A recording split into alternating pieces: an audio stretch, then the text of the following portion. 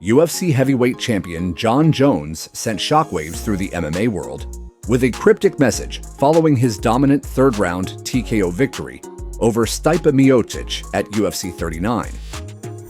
After successfully defending his title, fans are now buzzing with speculation. Could this hint at a major announcement, or even his next big move? Aspinall to me is no different than an Owen St. Prude or Dominic Reyes or Anthony Smith. Be like just another up and comer that's exciting right now. And I'm not into gambling my legacy for what's exciting. I want legends on my resume. Could it be teasing a blockbuster fight, a move to another combat sport, or a long-awaited showdown with interim champ Tom Aspinall? Changes nothing if I beat him. Beating Tom is just like beating Cyril Gain. Has a whole country behind him. He's hot right now. What happens to me after I beat him? Nothing changes for me. I'm not ducking Tom Aspinall. The Tom narrative came out of nowhere. He won a belt and now suddenly I'm ducking him. I've never had negotiations to even fight him, if this makes sense. If he's weighing 215, he would fight Tom Aspinall better than him weighing 245 pounds. In his 205 frame, he could fight Tom Aspinall better than he'd fight him at that 250 because that's not his weight class. While he didn't last long with Cyril, he didn't look as fast. He carried more weight. Cyril just did some weird stuff. And John, you don't make mistakes against John. Whatever. Who's the interim heavyweight champion? You think he beats Jon Jones? Do you think he beats John? No, I don't think he does. Why not? So me just watching him, I kind of see his pattern a little bit. And his striking, the way he comes in and strikes. I think John sees it too. Okay. So I think with that, just because again, John's he studies, man. He does his homework. He's a master at this. He analyzes things. He studies you over and over again. I think just for that reason, he's gonna know what to do. So I don't think he beats John. No. What do you think of Tom? Great, obviously. Champion of the world. Amazing, he's beaten some tough guys to get there. You think he beats Jon Jones? No, I don't think he does. Why not? So me just watching him, I kind of see his pattern a little bit and his striking, the way he comes in and strikes. And I think John sees it too. John's studies, man. He does his homework. He's a master at this. He's gonna know what to do. So I don't think he beats John. No. The simple fact is the way Tom he does have a pattern that's somewhat easier to find when he comes in and strikes. And I think you know what we're talking about. A lot of things come with that. It's disguising the pattern. It's, throwing fakes here and there before. But when he comes to attacks, he comes in and attacks. It's 100% full go. He comes in, glides in, lunges in, and does his attack. Again, not that it's not effective. It is. He's done great things with it. The type of guy that Jon Jones is, I think he studies them and he beats them because of that. Number one consensus greatest of all time is Jon Jones. Because Jon Jones just went up and easily won the heavyweight title with the first round submission. Easily. Just took the guy down, strangled him quick. He's so fucking good. I mean, he's beaten so many people. And the way he beat him, he fought Lyoto Machida, and it's one of the most cold-blooded finishes in the history of the sport. He grabs him at the cage, presses him against the cage, and gets him in this perfect power guillotine, puts him to sleep, and then drops him and walks away. One of the greatest fighters of all time, period, in all of combat sports. And I don't think people give him enough credit. The guy is undefeated. He's never lost in MMA. Went right through fucking murderer's row at light heavyweight, then moves up to heavyweight and wins in heavyweight. And they say he's crazy. What do you think about that? All fighters are crazy, you know that. But what makes Jon Jones so fucking unique and so special is if you look at all the things that he did outside of the octagon and outside of the sport, yet still destroyed everybody that he fought. It's pretty fascinating. This is the best heavyweight in the world. Just 6 seconds into the fight, Tom Aspinall lands a huge leg kick that hurts Sergey Pavlovich. Aspinall lands another calf kick while staying in range. Pavlovich lands a massive left hook and backs up Aspinall against the cage. But notice what Aspinall does. He feints forward, lifts his jab hand a little bit, and Pavlovich reacts by throwing a left hook. A few seconds later, Tom feints with a jab, and Pavlovich again reacts by throwing a left hook. Now Aspinall knows what he needs to do. Aspinall steps in and feints a jab, and again Pavlovich throws that left hook. But straight punches always beat looping punches. I interviewed Tom Aspinall in London. Another one. He wants to fight Jon Jones. He wants to fight everybody, man. He thinks he'll beat Jon Jones. Yes, he does. I love it.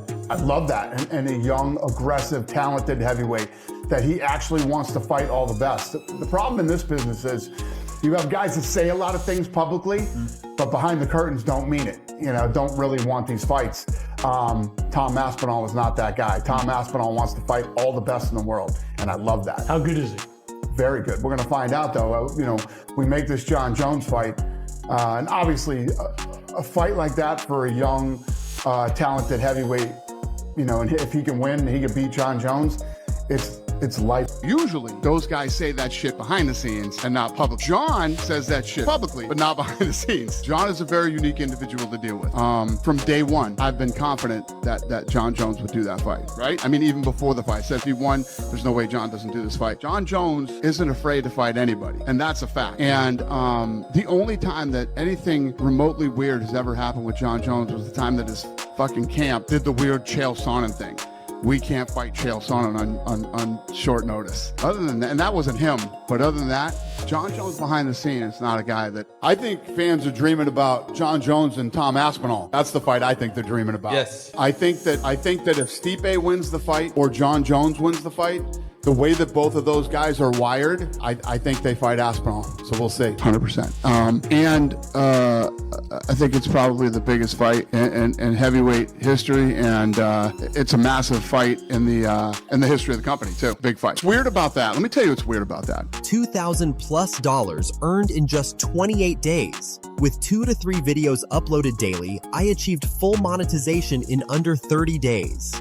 I consistently deliver these results with my news-based YouTube channels, and I can do the same for you. Done-for-you service, script writing voiceovers, video creation, SEO, optimization, daily uploads. I handle everything from building your channel to monetization and scaling your revenue. You just enjoy the profits. Contact me now to get started. So usually those guys say that shit behind the scenes and not publicly. Jon says that shit publicly, but not behind the scenes. Jon is a very unique individual to deal with. From day one, I've been confident that Jon Jones would do that fight, right? I mean, even before the fight. I said if he won, there's no way Jon doesn't do this fight. Jon Jones isn't afraid to fight anybody, and that's a fact. And the only time that anything remotely weird has ever happened with Jon Jones was the time that his fucking camp did the weird Chael Sonnen thing. We can't fight Chael Sonnen on short notice. Other than that, and that wasn't him, it was his team. And he listened to his team for whatever reason. But that's like the goofiest fucking move in the history of the UFC. But other than that, Jon Jones behind the scene is not a guy that turns down fights. I'll say 100%. Tom waiting outside for me right now. And Jon, you let Jon do Jon. Jon's going to disappear. Not only will you not hear about him or what he's doing, neither will I. And then he will resurface and they'll call and we'll get it done. Jon Jones fights and beats Stipe. If he wins, I think he fights Aspinall. Everybody in this room is the greatest heavyweight. This fight's set up. Jon Jones gets hurt. So do I just yank it away from Stipe and say, hey, go yourself and sit on the sidelines for 2 more years? Then the answer to that would be, you should have had Stipe fight Aspinall or somebody else, right? In the interim, because how do you qualify for a title shot when you have not fought since, 2021, and you lost that fight when you're trying to say who is the best fighter in the world? So I have 2 legends in the sport that wanted to fight each other. These guys are lined up. One guy gets hurt. So are you, the media, telling me I should just tell Stipe to f off and good luck to you, Stipe? When you think about Jon Jones becoming the youngest champion in heavyweight history and all the things that Stipe accomplished, they were given opportunities, when they were young. And I think that they will reciprocate. Jon's weird in how he deals with this type of stuff. Like, he'll show up for a fight like this, and then he'll be prepared mentally, physically, everything else. Then when the fight's over, he sort of goes and disappears and has to get that, he wants to challenge himself again. And Tom Aspinall is there. And, he's doing the whole, I didn't deserve it. But Jon, when he was 23 years old and became the youngest champion ever, somebody gave him the opportunity for greatness. And I think Jon will eventually come back and face Tom Aspinall. But if he decides Saturday night, that's it, it's over, it's his right to make that decision. What this guy's accomplished, nobody else has even come close to accomplishing, and he's the greatest of all time, so we'll see. There's no situation. It's the biggest fight that we can make. Jon Jones isn't afraid of anybody.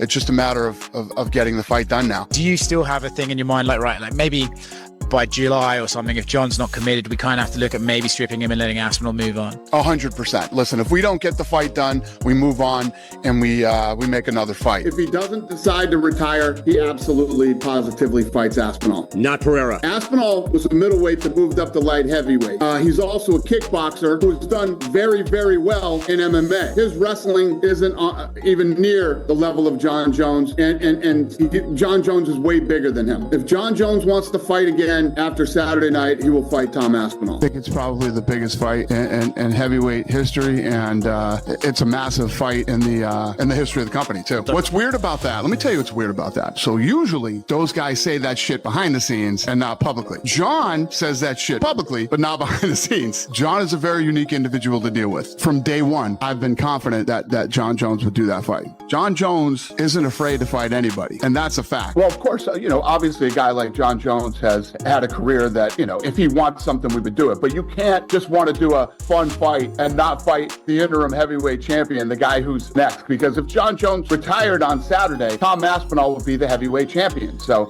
opportunities were given to Jon Jones. He was 23. He was the youngest heavyweight champion of all time. Now, as he sits where he sits, it's his obligation to give it to the younger guy, to give him that opportunity. And if he beats Tom Aspinall, then yes, I would do the Alex Pereira fight. 100%. I mean, the heavyweight division is super exciting right now. I mean, you got Jon Jones as the champion, so obviously a win for him is big.